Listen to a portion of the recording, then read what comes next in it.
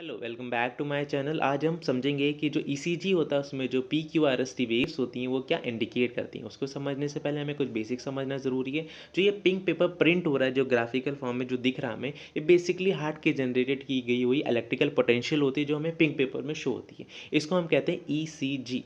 अभी जो ईसीजी होता है बेसिकली ये पूरा कार्डिक जब कॉन्ट्रैक्ट करता है, जो वेव्स होती हैं वो शो होती है। ये पूरा एक सार है, पूरा समराइजेशन होता है कार्डिक फाइबर का डीपोलराइजेशन और इलेक्ट्रिकल पोटेंशियल्स का।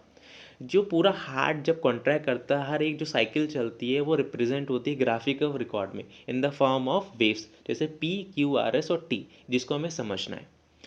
तो एक नॉर्मल ईसीजी में पी क्यू आर एस और टी वेव्स होती हैं।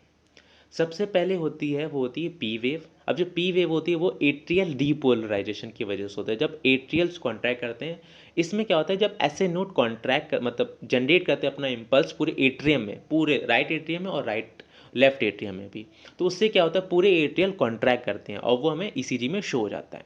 उसके बाद आता है क्यू आर एस कॉम्प्लेक्स। अब क्यू आर एस कॉम्प्लेक्स में क्या होता है कि सेप्टल डीपोलराइजेशन और वेंट्रिकुलर डीपोलराइजेशन। अब वेंट्रिकुलर डीपोलराइज करते हैं। अब वेंट्रिकुलर क्या होते हैं, कॉन्ट्रैक्ट करते हैं। इस टाइम में वेंट्रिकुलर अपना ब्लड को इजेक्ट करते हैं पल्मोनरी और एओर्टिक वेल में, जो हमें ईसीजी में शो हो जाता है क्यू आर एस कॉम्प्लेक्स के फॉर्म में। अब इसके बाद कौन सी वेव्स आती है, वो आती है टी वेव आती है।